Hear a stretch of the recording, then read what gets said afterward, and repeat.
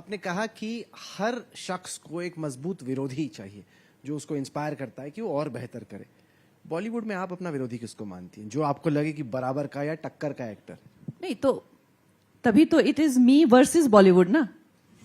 It's you versus all of Bollywood. Yes, क्योंकि उनको टक्कर में आने के लिए वो एक बैलेंस करना था ना, तो it is me versus Bollywood. आप कोई भी एक ऐसी एक्ट्रेस नहीं है जिसकी फिल्म में आपको देख के लगे कि ठीक है यार, इसमें भी थोड़ा सा टैलेंट है या ये भी अच्छी? नहीं, ऐसा नहीं है, टैलेंट सब में है। तो विरोधी किसको मानती नहीं, हैं? विरोधी आप कह रहे हैं विरोधी, तो विरोधी के लिए मैं यही कहना चाहूंगी कि it is me versus Bollywood, which is very evident. ये उन्होंने भी बहुत टाइम कहा हुआ है कि बड़े से बड़े प्रोड्यूसर्स, स्टूडियोज, पूरा माफिया जो भी है वो they have all ganged up on me, which is very much evident and fair, because why won't they, right?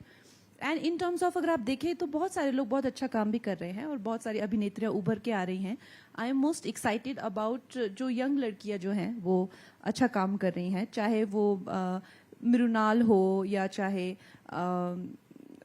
You know काफ़ी लड़कियां जो है, मैं I see movies and I sometimes feel that they are doing quite well. So ऐसा नहीं है, talent है, but आगे चल के हो सकता है वो मेरी टक्कर वाली भी बने, but I have much more experience, so I wouldn't want to believe that you know ratio वही है राहुल गांधी जी और मोदी जी वाला। अच्छा, आपने कहा कि मी वर्सेस बॉलीवुड, आपको लग रहा है कि ये दो खेमे बन रहे हैं?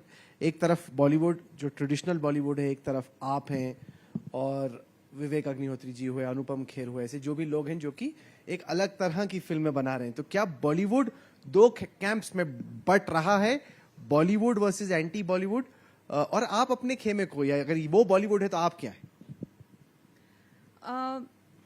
देखिए, एक जो कन्वेंशनली जो बॉलीवुड हुआ है और जैसा हमने बताया है, वो अपनी वैल्यूज से या अपने देश से दूरी बनाकर या उसे रिडिक्यूल करके या किसी एक सेक्शन को रिडिक्यूल करके, और ये मेरी फाइट अभी रिसेंट नहीं है, चाहे वो मैं आइटम नंबर्स के खिलाफ बोली हूँ, चाहे वो मैं पे पैरिटी के खिलाफ बोली हूँ, ये it's almost more than a decade this fight is going on. तो एक वो सेक्शन ऑफ बॉलीवुड है जो कि सिर्फ स्वार्थ के लिए, अपने निजी स्वार्थ के लिए फिल्में बना रहा है। और ये जो मैंने कहा है कि नई चेतना आई है, उसमें कुछ ऐसे माइंड्स जो हैं वो उभर के आए हैं जो कि एक लार्जर पिक्चर के लिए फिल्में बना रहे हैं, ऐसी फिल्में बना रहे हैं जो देश को, जो कुछ पिछड़े हुए ऐसे वर्ग हैं जिनको कुछ इंसाफ नहीं मिला, उनको जस्टिस दिला रहे हैं, या देश को साथ में ला रहे हैं, या देश को अच्छी लाइट में दिखाकर जो है दुनिया में सम्मान प्राप्त करवा रहे हैं। तो इस तरह का एक नेशनल एंड एक एंटी नेशनल गैंग है वहां पे। तो I think I belong to the nationalistic या ग्रुप। ये बताइए, ये जो बॉयकॉट कल्चर है, क्या आपको लगता है कि ये फिल्मों के परफॉर्मेंस को इम्पैक्ट करता है, या आपको लगता है जैसे लाल सिंह चड्ढा थी तो कई लोगों को लगा कि चूंकि सब लोग मिल गए आमिर खान के खिलाफ इसलिए फिल्म फ्लॉप हुई, या आपको लगता है कि फिल्म में ही दम नहीं था इसलिए लोगों ने पसंद नहीं किया? क्या बॉलीवुड में बॉयकॉट कल्चर बॉलीवुड की फिल्मों के परफॉर्मेंस को इम्पैक्ट कर?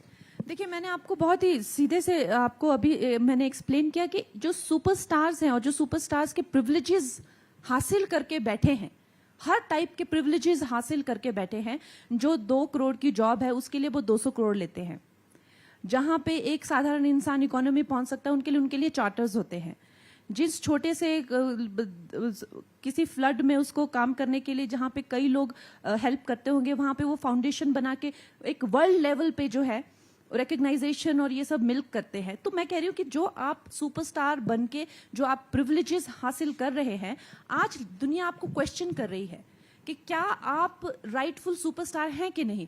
आमिर खान जी की जहां तक आप बात कर रहे हैं, मैं बॉयकॉट कल्चर की बात नहीं कर रही, मैं साधारण मानवीय की बात कर रही हूँ। जब हमारे देश में टेंशन चल रही है और जब तुर्किस्तान में जब उन्होंने कुछ गलत हमारे देश के लिए करा, तो आप नेक्स्ट डे जाके वहां पे अपनी सहमति देते हैं, अपनी फोटो खिंचवाते हैं, देश को इनटॉलरेंट कह के पूरी दुनिया में देश की बदनामी करते हैं। तो एक आम इंसान की जिंदगी में ये क्वेश्चन आ जाता है कि यार, क्या तुम वो इंसान हो जिसको मैं एक सुपरस्टार मानना चाहूंगा, या जिसके लिए जो है मैं अपनी आमदनी में से, अपनी हार्ड अर्न मनी में से एक हिस्सा देना चाहूंगा?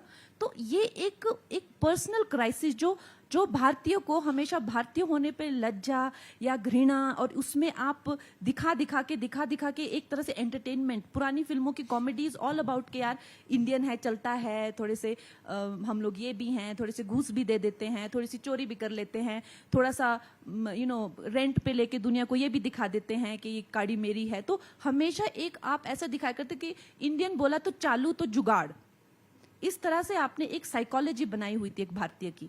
लेकिन आज जो है एक साधारण भारतीय उस इमेज से रिलेट नहीं कर रहा है, जो सम्मान चाहते हैं, जो ईमानदारी से अपना काम करते हैं और जो देश के प्रति बहुत ही ज्यादा प्रेम की भावना रखते हैं। तो वो इंसान आमिर खान से ये क्वेश्चन करने लग गए हैं कि आप जो हैं, आपकी फिल्म क्या मैं देखना चाहूंगा, कि आपको देख के मैं एंजॉय करना। तो ये एक नया जो है एक चेतना का संचार हुआ है हमारे देश में, और इसका बॉयकॉट कल्चर से कुछ लेना देना नहीं है। इसीलिए सबको ये बात बहुत ही ज्यादा जरूरी हो गई है आज। जो लोग इस चीज को क्वेश्चन नहीं करते थे, बॉलीवुड में भी, माफिया में भी राष्ट्रगान पे खड़े होने लग गए हैं। जो बदमाश लोग राष्ट्रगान पे खड़े नहीं होते थे, जो मजाक उड़ाया करते थे, वो खड़े हो। क्यों? क्योंकि उनको पता है ब्रांड्स नहीं मिलेंगे। क्यों? ब्रांड्स जो हैं वो खुद, इनका पूरा एक सिंडिकेट हुआ करता था, ऑर्गेनाइजेशन थी कि ये एंटी नेशनल्स को ही बढ़ावा देते थे। लेकिन क्योंकि साधारण मानवीय ब्रांड्स भी नहीं ले रहा है कि ये बंदे ने जो है हमारे देश का अपमान किया था, ये बंदे ने जो है उस दिन ये कहा था, तो ये जो है ये चेतना का संचार हर एक भारतीय में हुआ है। तो it is a beginning of new age.